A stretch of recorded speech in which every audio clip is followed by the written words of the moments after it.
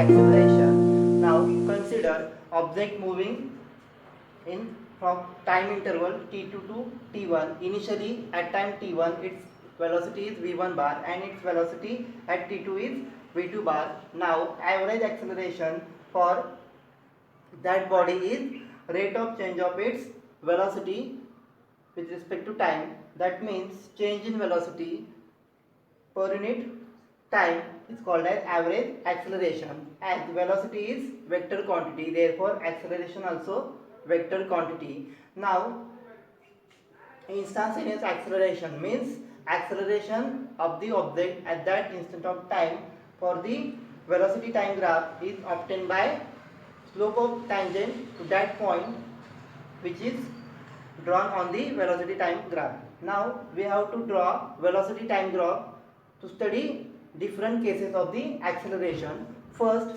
we will draw one graph where at time t1 velocity of the object is v1, after time t2 its velocity does not changes, means v1 is equal to v2. Now if v1 is equal to v2, if we put these values here, then we will get v2 minus v1 is equal to 0, means there is no acceleration. Therefore this case is case of zero acceleration. Now consider second case is when object is moving with uniform positive acceleration. Here at time t1 its velocity is v1 and after at time t2 its velocity increases. Here value of v2 is greater than v1, therefore v2 minus v1 we have positive value, therefore this is the case of the uniform positive acceleration. Now third case is when object moves with velocity with negative uniform acceleration. Here at time t1 object having velocity v1, after some time interval, that is at time t2 its velocity v2. Here v2 is less than v1, that is we get acceleration negative. Such type of motion denoted by this graph. Last case is when object moves with non-uniform acceleration, means acceleration at each point is not same. Here we have to find out acceleration for the time interval t2 to t1. For time t2 its velocity is denoted by point b and that point denoted by b, and at for time t1 point can be denoted by a. Now by drawing straight line AB and finding slope of this line, we will obtain instantaneous acceleration or acceleration for the time interval t2 to t1. And now we have to find out acceleration at the time interval t0. Now we will draw tangent CD at this point, therefore we will, by finding slope of line CD, we can find out instantaneous acceleration for time interval t0. Now we study 4 different cases and we have to find out the area under the curve. Now in last chapter we already studied or we already known about integral calculus. We use integration to find out area under the curve. Here area under the curve, here velocity is the dependent variable and time is independent variable. Therefore by using integration we will find out area and use the formula. We have to find out velocity in time interval dt. Its upper limit is lower value of time interval is t1 and upper limit is t2.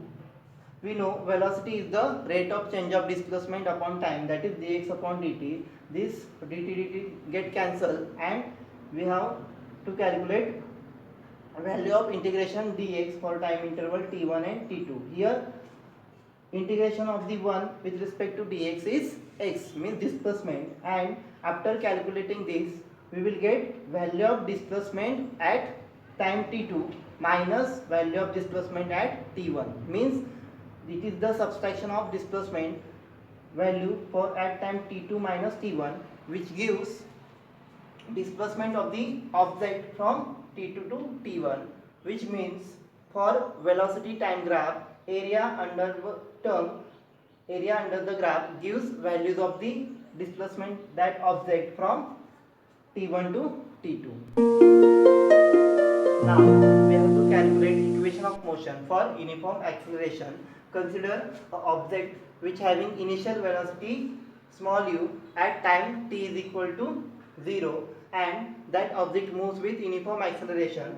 After time t, its final velocity is capital V. We know acceleration is equal to change in velocities divided by time interval. Here final velocity is V minus capital initial velocity is small u upon time interval t2 is t and t1 is equal to 0. Therefore we get acceleration a is equal to v minus u upon t. Now by rearranging this equation we will get capital V is equal to u plus at. So this is the first equation of motion for uniform acceleration. Now we know area under the curve velocity time graph gives displacement of the particle from t2 to t1. Therefore area of this area under the curve, which contains area of this triangle plus area of this rectangle, that is OACD. We know area of triangle is half base into height. Value of this base is equal to t and value of this height BC is equal to this whole capital V minus small u. Therefore area of triangle ABC is equal to half V minus u into t plus area of rectangle OACD is its length, that is t into height, which is equal to small u. Therefore area of rectangle OACD is equal to ut. Now we know V minus u. From this equation V minus u is equal to at. So we substitute V minus u as at over here. Now we will get this area which is equal to total displacement, which is equal to capital S, which is equal to ut plus half a into t, means half at square. Therefore this is second equation of motion for uniform acceleration. Now consider parallelogram OABD. Now area of this parallelogram, which is equal to half into sum of parallel lines. Here OA and BD, these two are parallel lines. OA having value small u and BD is having value capital V.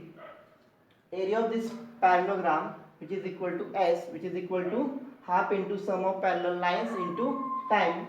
Here sum of parallel lines is equal to V plus u, and we can substitute value of time from this equation, that is t is equal to V minus u upon a. Here we know V plus u into V minus u, which is equal to V square minus u square. So we use here identity a plus b into a minus b is equal to a square minus b square. These 2 and a as it is. Now rearranging this equation we will get v square minus u square is equal to twice as, and v square is equal to u square plus 2as. So this is our third equation of motion for uniform acceleration. So here we will get three equations. First equation is v is equal to u plus at. Second equation is s is equal to ut plus half at square, and last equation is v square is equal to u square plus 2a. Now next concept is relative velocity.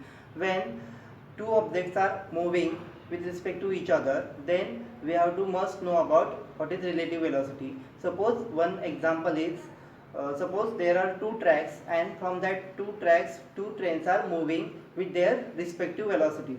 Suppose train A moving with velocity A and train B moves with velocity B, then relative velocity of train A is Va minus Vb, and relative velocity of train B is Vb minus Va. Similarly, if we consider two objects moving with velocities Va and Vb, then relative velocities of first object, that is relative velocity of object A is Va minus Vb, and relative velocity of object B is Vb minus Vb.